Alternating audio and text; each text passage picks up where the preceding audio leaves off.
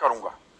देखिए, सेना में भर्ती हमेशा होती आई है, सेना की भर्ती पर कभी बवाल नहीं हुआ इस देश में, पर जो ये बदलाव किया गया है उसके चलते बहुत सारे सवाल युवाओं के जहन में कौंध रहे हैं।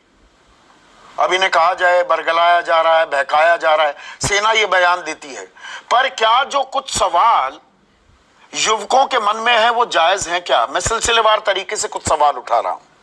पहला सवाल, 1.5 लाख युवा जिन्होंने फिजिकल और मेडिकल क्लियर कर दिया, सिर्फ लिखित इम्तिहान बच गया था, इंतजार कर रहे थे, तैयारी कर रहे थे 3-4 साल से फौज में भर्ती होने की, वो अधर में ऐसे लटका दिए जाएं, ये जायज है क्या?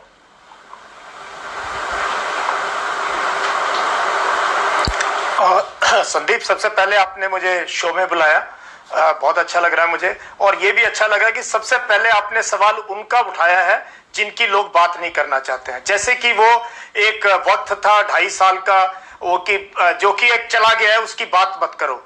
ये पहला मुद्दा ये है, और यही मैं बात आज से नहीं संदीप, मैं पहला अधिकारी था, मैं पहला था जो सबसे पहले दिसंबर जनवरी में ये बात उठा रहा था, जब कोई इस पे जिक्र भी नहीं था, ना मीडिया में टाइम था, ना किसी और के पास टाइम था कि जवानों की व्यथा सुन ले, जो कि बेचारे कॉल लेटर की वेट कर रहे हैं, जो कंबाइंड एंट्रेंस एग्जाम की वेट कर रहे हैं। ये ऐसे घरों से आते हैं, गांव से आते हैं, जिन्होंने काफी पैसा लगा के भर्ती की प्रक्रिया में जो है वो इस दर्जे तक पहुंचे हैं। तो सबसे पहले हमें इस स्कीम की हम बाद में बात करेंगे। इन नौजवानों का दर्द समझना चाहिए। हमारे देश के नौजवान हैं, ये हमारे बच्चे हैं, ये सबसे पैट्रियोटिक, सबसे इनिशिएटिव वाले, सबसे युवा लोग हैं जो कि गांव और देहात के हैं। तो इनकी बात बहुत जरूरी है समझना। और ये सारा का सारा मामला ना कुछ दिन में ठंडा हो सकता है अगर हम कहें कि इस जो स्कीम आई है इसको आप लगाओ डीप फ्रीज में, अभी इसको 6 महीने के बाद देखेंगे। 6 महीने इसमें डिबेट होने दो, वार्तालाप होने दो, पार्लियामेंट भी डिबेट करे, लोग भी डिबेट करें, हमारे जैसे वेटरन भी डिबेट करें, और इन बच्चों को जिस भी स्टेज पे थे इनको ले आओ आप वापस। तो क्या होगा कि इनके चेहरे पे एक मुस्कान आ जाएगी, इनके घरों में एक आशा का दीपक जल जाएगा, और इनको जिसकी ओवर एज हो गए हैं, आपकी गलती से उनको एज का relaxation they they. I think this is the first step and it be a very wise step. और मैं समझता हूं जो हमारी गवर्नमेंट है, मैं हमेशा कहता हूं गवर्नमेंट देश हित में काम करती है। प्रोबेबली हम गवर्नमेंट को सही एडवाइस करें, हम सही बात कहें हमारे प्रधानमंत्री को, रक्षा मंत्री को, हमारे जो लीडर हैं उनको। तो मैं आई एम श्योर कि ये बात जाएंगी, पहुंच रही होंगी जवानों की, इन युवाओं की व्यथा। तो और इनकी आप शुरू कर दो, बहुत अच्छा रहेगा।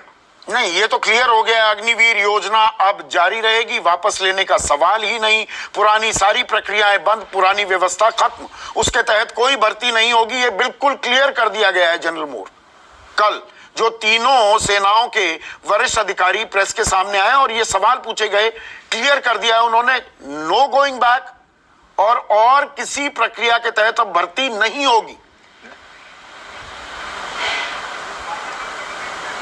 ये उन्होंने मना किया है, बट उनसे ऊपर देश जो है फौज नहीं चलाती है। ये बहुत बड़ा पॉलिसी डिसीजन है, इसमें जो है पॉलिटिकल लीडरशिप का बहुत बड़ा रोल है, मिनिस्ट्री ऑफ डिफेंस का बहुत बड़ा रोल है, and army headquarters, air headquarters और नेवल हेडक्वार्टर्स तो अटैच्ड ऑफिस है मिनिस्ट्री के, तो वो इतना ओवर रूल नहीं कर सकते हैं। आई एम श्योर इनके ऊपर भी हैं जो लोग इस चीज के ऊपर फैसला ले सकते हैं। तो मुझे तो ये अंदेशा है, और मैं एक पॉजिटिव इंसान हूं, हमेशा अच्छी चीज सोचता हूं, और यही बच्चों को बताता हूं कि हमेशा ये सोचो कि अंधकार के बाद जो है लाइट आएगी, और हताश ना हो, शायद कोई ना कोई आपकी आवाज सुनेगा और आपके साथ जस्टिस होगी।